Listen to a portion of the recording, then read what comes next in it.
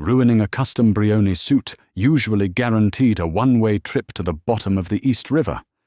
Today, it merely meant Dante Moretti's new secretary had tripped over her own feet, launching scalding espresso. She weighed 250 pounds, broke every rule, and somehow completely broke him. Panic was the standard scent in the executive suite of Moretti Logistics.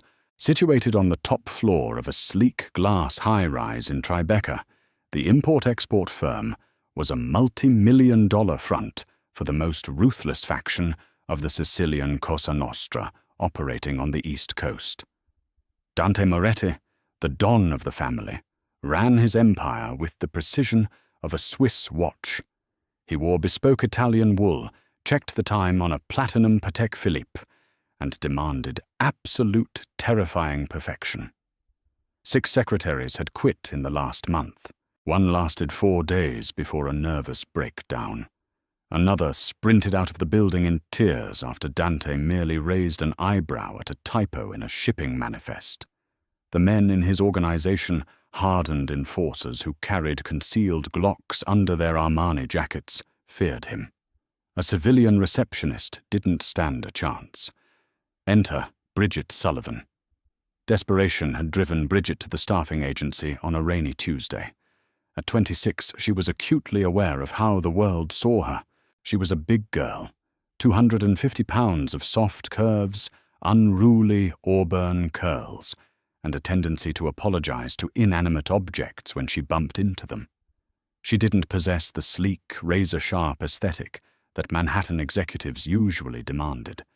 Her blazers were always a little tight across the shoulders, purchased from the clearance rack at Macy's, and her center of gravity was a persistent mystery to her. When the agency sent her to Moretti Logistics, they hadn't warned her about the boss. They only told her the pay was astronomical. Her first morning was a masterclass in disaster. Stepping off the private elevator, Bridget managed to catch the heel of her sensible loafer in the metal grate of the threshold. She stumbled her oversized tote bag swinging wildly and crashed directly into a towering man made of muscle and menace. It was Luca Dante's underboss and chief enforcer. "Watch it!" Luca snarled, his hand instinctively grazing the bulge at his waistband. "Oh, sweet mother of cheese, I am so sorry," Bridget gasped, scrambling to pick up a handful of loose tampons, half-eaten granola bars, and crumpled receipts that had spilled across the imported marble floor. She looked up, her round face flushed violently pink. "Gravity and I are in a bitter, ongoing feud." Luca stared at her. Women in their world were usually silent, calculating, and model-thin. This woman looked like a flustered baker who had wandered into a shark tank. He stepped aside, utterly bewildered, and pointed a tattooed finger toward the massive oak doors. "The boss is waiting. Bring him a black espresso. Lavazza. Double shot. If it's cold, he'll throw it at you." Bridget nodded frantically, her double chin trembling slightly. She marched to the executive kitchenette, successfully brewed the dark, viscous coffee, and balanced it on a silver tray. Taking a deep breath, she pushed open the heavy oak doors. Dante Moretti sat behind a desk crafted from reclaimed mahogany. He was breathtakingly intimidating. High cheekbones, a sharp jawline, dusted with dark stubble, and eyes the color of a winter ocean. He was currently reviewing a ledger detailing millions of dollars in illicit weapons shipments, though to the untrained eye it looked like olive oil inventory. He didn't look up. "Put it down. Sort the files on the left. Don't speak." "Right away, Mr. Moretti," Bridget squeaked. She took 3 steps forward. Perhaps it was the plush thickness of the Persian rug. Perhaps it was a divine intervention, designed for maximum humiliation. Bridget's left foot hooked behind her right ankle. She pitched forward. The silver tray went airborne. Time seemed to slow down. The scalding black espresso soared through the air in a perfect, terrifying arc, landing directly on Dante's pristine $2,000 Brioni trousers. The silence in the room was absolute. It was the kind of heavy, suffocating silence that preceded an execution. Outside the glass walls, Luca and 2 guards winced, waiting for the inevitable roar. They silently placed bets on whether Dante would throw her out the window. Dante slowly stood up. The dark stain spread across his lap. His jaw ticked the muscles coiling tightly. He looked at the shattered porcelain on the floor, and then down at the woman sprawled on his rug. Bridget was on her hands and knees, her face buried in her hands. "Just kill me," she moaned into the carpet. "Honestly, just take a heavy book and end my suffering. I'll pay for the dry cleaning. I'll pawn my kidney." Dante stared at her. He was accustomed to people weeping, begging for their lives, or freezing in abject terror. He was not accustomed to an overweight, disheveled woman offering up her organs for dry cleaning money. "Get up!" His voice was a low, gravelly command. Bridget scrambled to her feet, wiping her hands on her skirt. She looked him dead in the eye, bracing for impact. She wasn't crying. She looked embarrassed, yes, but there was a stubborn tilt to her soft chin. "I am incredibly clumsy, Mr. Moretti," she said, her voice shaking, but surprisingly loud. "I once broke my own nose sneezing. But I type 90 words a minute. My filing system is flawless, and I need this job to pay my rent. So if you're going to fire me, do it quickly so I can beat the rush hour traffic." Dante's cold blue eyes scanned her. He noted the cheap fabric of her blouse, the soft roundness of her figure, and the absolute lack of deception in her expression. In his world of vipers and sycophants, she was a glaring, blinding anomaly. She was raw, messy reality. He grabbed a napkin and casually wiped at his trousers. "Clean up the glass, Miss Sullivan, then start on the files. If you bleed on my rug while picking up the shards, you're fired." Bridget blinked. "That's it. Do not test my patience," Dante warned, softly returning to his ledger. But as she hurried to gather the broken cup, he found his eyes lingering on the soft curve of her hips. Surviving the first day was a miracle. Surviving the first week was a statistical impossibility. By Friday, the betting pool among the Mafia foot soldiers had reached $5,000. Everyone had money on Bridget, quitting or getting carried out in a body bag. Instead, she was systematically tearing through the office like a chaotic, soft-edged tornado. Bridget's clumsiness was the stuff of legends. On Wednesday, she accidentally tripped over a heavy duffel bag in the corner of Dante's office, a bag containing $1 million in unmarked, untraceable $100 bills. Instead of asking questions, she just shoved it back under the sofa with her foot and muttered about the cleaning staff leaving gym bags around. On Thursday, she jammed the high-tech shredder, completely destroying a subpoena that the district attorney had spent months trying to serve the Moretti family. Luca had spent an hour trying to fix the machine, secretly ecstatic that the evidence was gone, while Bridget sat in the corner, eating a blueberry muffin and apologizing profusely. But it was her competence that baffled them most. Behind her clumsy exterior was a mind like a steel trap. She reorganized Dante's encrypted files, which were supposed to be locked, but she guessed the password was his late mother's maiden name and found a $200,000 discrepancy. "Mr. Moretti." She had poked her head into his office on Friday afternoon. Dante was cleaning a customized Beretta 9mm at his desk. A normal secretary would have screamed. Bridget just sighed, assuming it was a weird, rich guy paperweight. "What is it, Bridget?" he asked, not bothering to hide the weapon. He liked saying her name. It was soft. It fit her. "I balanced the Palermo shipping accounts. Someone named Vinny the Snake has been overcharging you for freight costs by 14% over the last 6 months. I took the liberty of drafting a strongly worded email demanding a refund, though I left out the profanity." Dante stopped wiping the barrel. He looked at the spreadsheet she placed on his desk. She had just casually uncovered an embezzlement scheme by one of his capos that his own accountants had missed. "You found this." he asked, his voice dangerously quiet. Well, yes. Numbers don't trip over their own feet, she said, a self-deprecating smile touching her lips. Is Vinny going to be a problem? I can call him if you want. I have a very stern phone voice.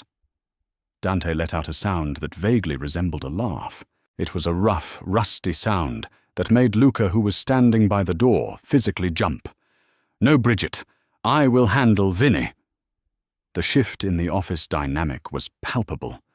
The fearsome Don Moretti, who regularly ordered hits before breakfast, started leaving a fresh box of cannolis from a bakery on Mulberry Street on her desk every morning. He claimed they were extra from client meetings, but Bridget knew he only met with heavily armed, terrifying men who didn't eat pastries. She felt a strange, terrifying warmth blooming in her chest whenever he looked at her. He didn't look at her the way men usually did, with either immediate dismissal of her size or creepy fetishization. Dante looked at her like she was the only real thing in a room full of ghosts. But the reality of Dante's world was bound to crash into Bridget's bubble of blissful ignorance. It happened on the second Tuesday. Dante was in a heated meeting with two men from a rival family out of Chicago. They were massive, ugly men with scarred knuckles demanding a cut of the waterfront shipments. The tension in the executive office was thick enough to choke on. Guns were drawn under the table. A bloodbath was minutes away. Bridget, blissfully unaware, was struggling to carry a towering stack of heavy moleskin ledgers. She nudged the heavy oak door open with her hip. "Mr. Moretti, I have the woe." Her heel caught the edge of the carpet. The laws of physics took over. 250 pounds of momentum propelled her forward.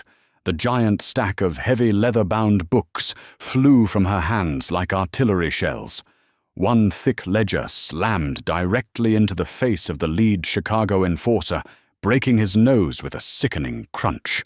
The man screamed, dropping his hidden weapon, as blood sprayed across the mahogany desk. Bridget crashed into the coffee table, shattering it completely. She groaned, rolling onto her back in the debris. Oh, sweet buttered biscuits, not again. The room froze. The second Chicago enforcer reached for his gun, but Dante was faster.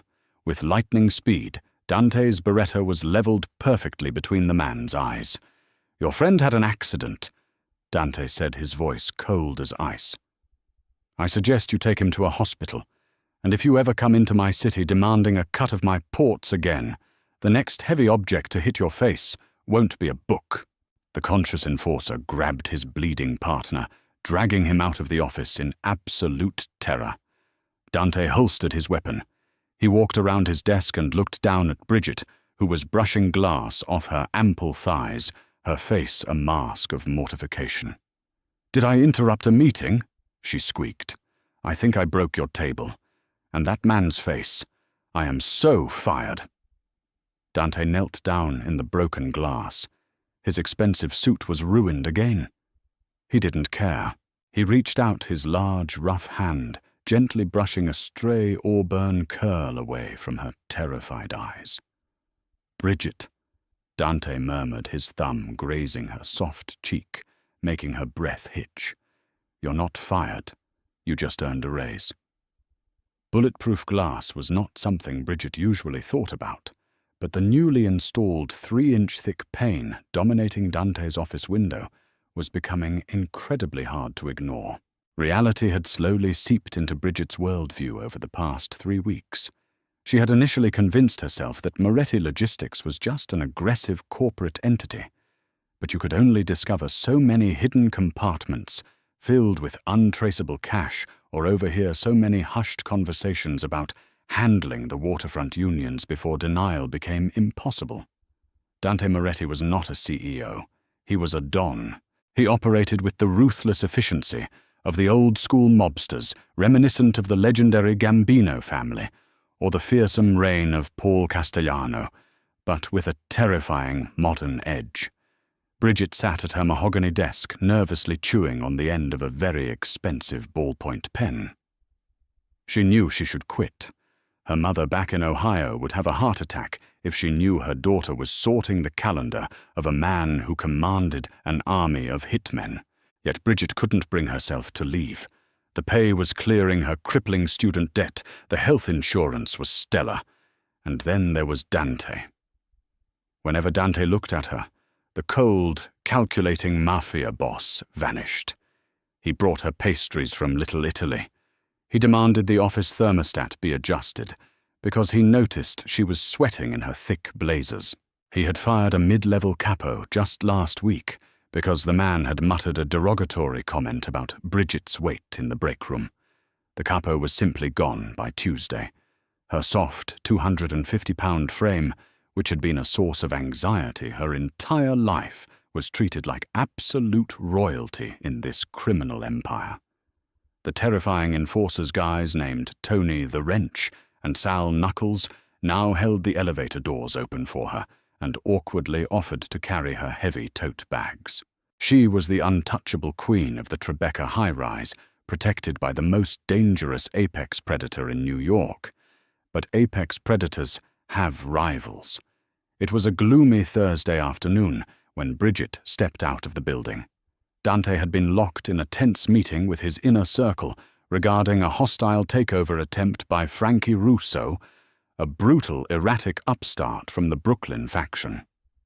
Frankie was infamous for his violent temper and his desperate desire to conquer the Moretti empire. Bridget, craving a specific double chocolate brownie from a bakery 3 blocks away, had slipped past the lobby security. She just wanted 20 minutes of fresh air and a sugar rush. She never made it to the bakery. As Bridget waddled down a quiet alleyway to take a shortcut, a black, unmarked cargo van screeched to a halt beside her. The side door slammed open. 3 large men wearing tactical gear and dark ski masks jumped out. "Grab the fat one, Frankie wants her alive," one of the masked men barked. Bridget didn't even have time to scream. A rough hand clamped over her mouth, tasting of stale cigarette smoke and cheap leather. She thrashed her heavy body, proving surprisingly difficult for the men to maneuver. "Jesus, she's heavy! Lift her, you idiots!" another voice yelled. "I have a glandular issue, you absolute cretin!" Bridget muffled against the leather glove, kicking her sensible loafer directly into the shin of the closest kidnapper. He howled in pain, but there were too many of them. They shoved her violently into the back of the van. Her head cracked against the metal floor plating, and her world dissolved into a fuzzy, terrifying darkness. When Bridget regained consciousness, the smell of mildew rust and old fish immediately assaulted her senses. She groaned, trying to rub her throbbing head, but her hands were bound tightly behind her back with thick nylon zip ties. She was sitting on a flimsy wooden chair in the center of a massive abandoned warehouse. Rain pounded against the corrugated tin roof above. "Look who finally woke up." A grating, nasally voice echoed through the damp space. Bridget blinked rapidly, her vision clearing, to reveal a wiry man in a cheap, shiny silver suit. He had slicked back dark hair and a permanent sneer. This had to be Frankie Russo. He looked exactly like the kind of man who would try to overcompensate for his lack of intellect with excessive violence. "Who are you?" Bridget asked, her voice shaking. She tried to shift her weight, but the wooden chair beneath her creaked ominously. It clearly wasn't rated for a plus-size woman.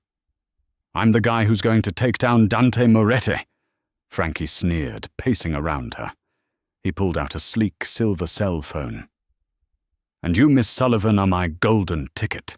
My spies told me Dante has a new pet. A clumsy, oversized secretary he's suddenly very protective of. It makes no sense to me, sweetheart. I mean, look at you. You're no supermodel. But word on the street is that Dante would burn the city down for you." Bridget felt a hot flush of shame and fear crawl up her neck. Even in a kidnapping, her weight was a punchline. "He won't negotiate with you," she said, trying to sound braver than she felt. "He's a businessman. I just answer his phones. I spill coffee on him. I am a liability. You've wasted your gas money." "We'll see about that." Frankie laughed cruelly. He dialed a number and put the phone on speaker, holding it up so Bridget could hear. The line rang twice before a voice answered. The sheer icy rage radiating from the speaker made the temperature in the warehouse plummet. "Russo." Dante's voice was barely a whisper, yet it sounded like a death sentence. "If you have touched a single hair on her head, I will peel the skin from your bones while you watch." Bridget gasped. "Dante, don't give him anything. I'm fine. Just fire me, and let him deal with my student loans." "Shut up!" Frankie backhanded her across the face. The strike stung, snapping Bridget's head to the side, leaving a bright red mark on her pale, soft cheek. Through the phone, the silence was deafening. Then a chilling sound echoed from the speaker, the metallic slide of a heavy weapon being racked. "You just signed your own death warrant, Frankie," Dante said smoothly, the whisper gone, replaced by the roar of a monster unchained. "I am coming." The line went dead. Frankie laughed, nervously putting the phone away. "He's bluffing. My men have this perimeter locked down. There are 30 guns outside." Now we wait. Back in the Tribeca high-rise, Dante Moretti was a man possessed. His bespoke Brioni suit jacket was discarded on the floor. He strapped a Kevlar vest over his crisp white shirt and slid 3 extra magazines into his shoulder holster. Luca, his terrifying underboss, was already barking orders into a radio, mobilizing the entire Moretti family arsenal. The office, usually a place of quiet, menacing administration, had transformed into a war room. They tracked the burner phone ping to the old Navy shipyards in Brooklyn. Luca reported, checking his assault rifle. He looked at Dante, his hardened eyes betraying a hint of genuine concern. "Boss Russo has a small army there. It's a fortress. We need a tactical approach."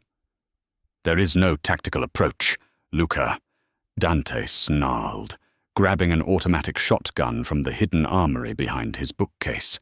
His blue eyes were entirely black with rage. The image of the red mark on Bridget's soft cheek burned in his mind like a branding iron. She was pure. She was light. She apologized to staplers when she dropped them. She was the only sliver of humanity he had left, and Russo had put his filthy hands on her.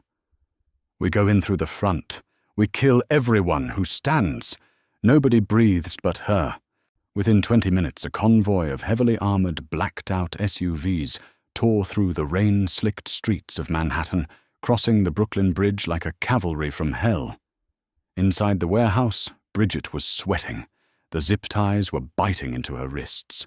She had been testing the strength of the flimsy wooden chair beneath her. She knew her body. She knew she was heavy.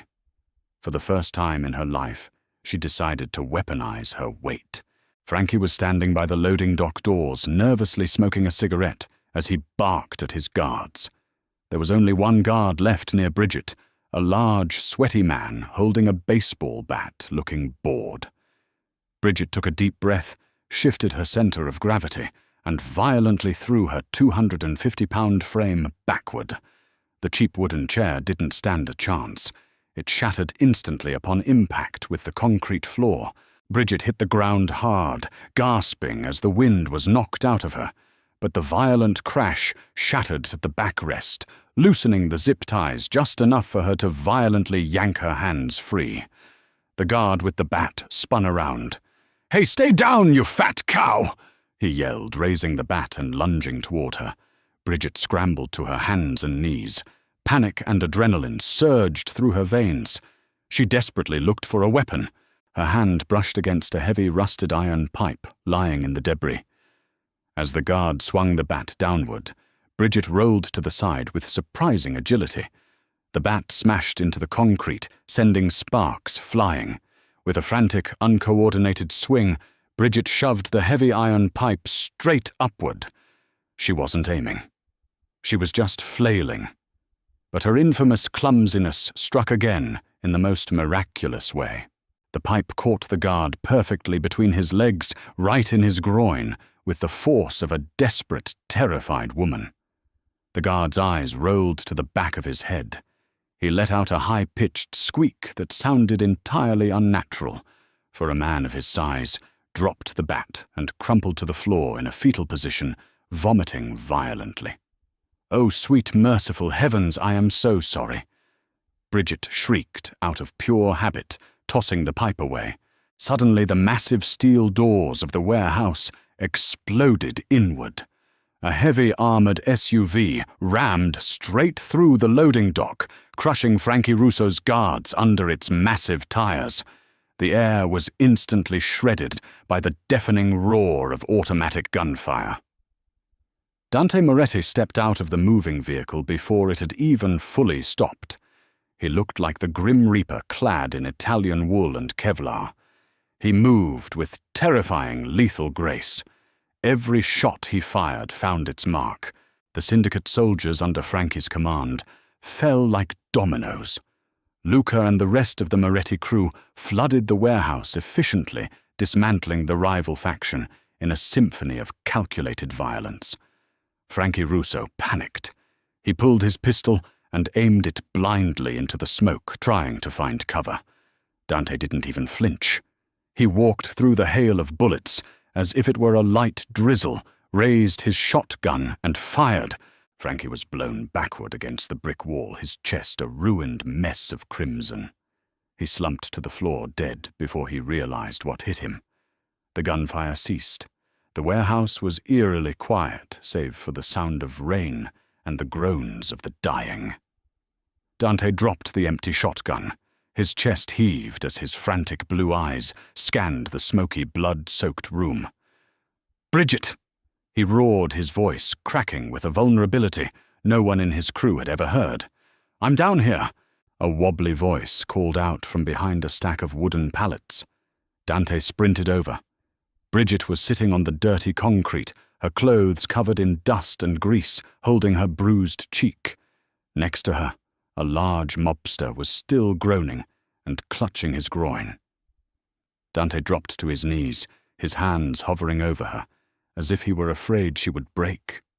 He gently cupped her face, his thumb softly brushing the angry red mark Frankie had left. "Did he do this?" Dante asked, his voice trembling with a deadly edge. "Did he strike you?" "Yes, but it's okay, you shot him." Bridget babbled, tears finally spilling over her thick lashes. "Dante, I broke their chair. And I think I ruined this man's chance of having children. I didn't mean to. He was going to hit me with a bat, and I just swung the pipe and Dante couldn't take it anymore." He leaned forward and crashed his lips against hers. It was a desperate, consuming kiss.